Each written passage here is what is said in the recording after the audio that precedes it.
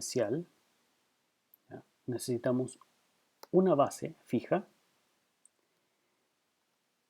y un exponente variable, es decir, una expresión de ese tipo, a elevado a x o b elevado a x para tener la nomenclatura de b como base, ¿ya? Sabemos que la base en el caso de la función exponencial puede ser cualquier número real positivo, ¿sí? Y aquí vamos a darnos cuenta qué ocurre cuando vamos ampliando o disminuyendo el valor de b. Aquí la base b está asignada como 0.1 y observamos que la gráfica de esta función es decreciente, es decir, de izquierda a derecha la gráfica va bajando y prácticamente aquí se ve sobre el eje X. Que esté sobre el eje X significa que da imagen igual a 0, que esté encima de, ¿ya? Pero la expresión b elevado a x no es 0 nunca, ¿ya? Eh, con este tipo de base, ¿ya? Si ampliamos nuestro valor de b, nos damos cuenta que esto cada vez va siendo menos abrupta la bajada, en este caso de izquierda a derecha, leyendo el gráfico, menos abrupta la bajada y tiende a aplanarse, pero siempre pasando por el punto 0,1. ¿Por qué? Porque si el valor de x es 0, b elevado a 0 es igual a 1 para todo b real positivo. Cuando el b se acerca al 1, ¿ya? O es igual a 1, la función resulta ser una constante. ¿Qué constante? Constante 1. 1 elevado a cualquier número real es 1. ¿Ya? En este caso, esta función no es una función inyectiva, presenta algunos problemas para considerarla como dentro de nuestras condiciones para función exponencial, ¿ya? Por eso descartamos la idea de que la base sea 1. El 1 nos significa hacer un cambio entre una función que de izquierda a derecha baje, es decir, una función decreciente, a una función que de izquierda a derecha suba, es decir, una función creciente. El 1 como base produce esa división. Menor que 1, entonces va a decrecer y mayor que 1 va a crecer. Cuando a esta función le agregamos un parámetro, ¿ya? Un parámetro a multiplicándolo, ¿ya? Va a pasar que este parámetro a va a permitir tener imágenes positivas o negativas dependiendo del valor de a, dependiendo de lo que le hayamos asignado. Fíjese aquí tenemos un valor de a negativo que está multiplicando a b elevado a x, donde b elevado a x siempre daba números positivos, ¿sí?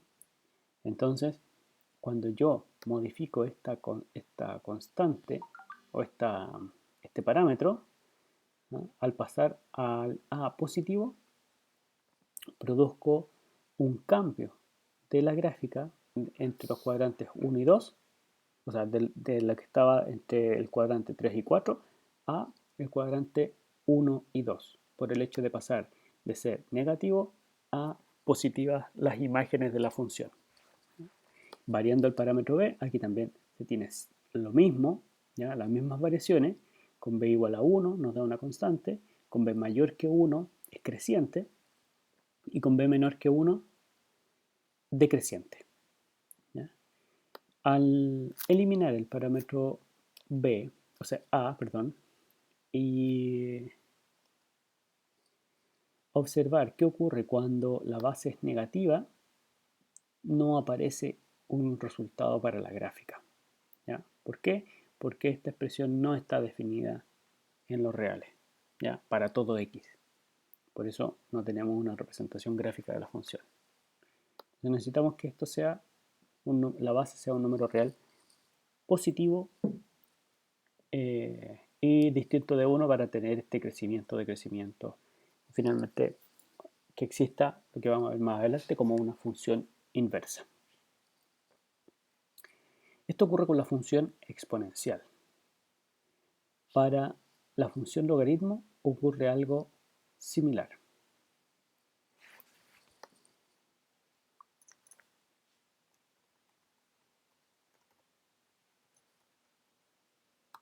¿Ya? En la función logaritmo, ¿ya?, tenemos esta función, ¿ya?, como el logaritmo en base natural, ¿ya?, podemos considerar aquí como base nuestro parámetro b, ¿ya?, y hacer el mismo análisis modificando los valores del parámetro para ver qué ocurre si es que cambiando de la base cambia también el crecimiento de la función. ¿Ya? Hemos hecho el análisis cuando estudiamos la función logaritmo de que cuando el b es mayor que 1 ocurre ciertas cosas con el logaritmo y cuando el b es menor que 1 y mayor que 0 ocurren otras cosas. Observemos aquí que en este caso la base es mayor que 1 y la función logaritmo en esa base es creciente, ¿sí? Y a medida que se agranda este valor, sigue siendo creciente, pero su crecimiento es más lento. ¿Ya? Cuando disminuyo el valor de b y llego a 1, no hay gráfica. No hay una representación gráfica. Entonces voy a tener una restricción en la base. El logaritmo no puede tener base igual a 1. Cuando la base es un poco más chica, cambia el crecimiento de la función.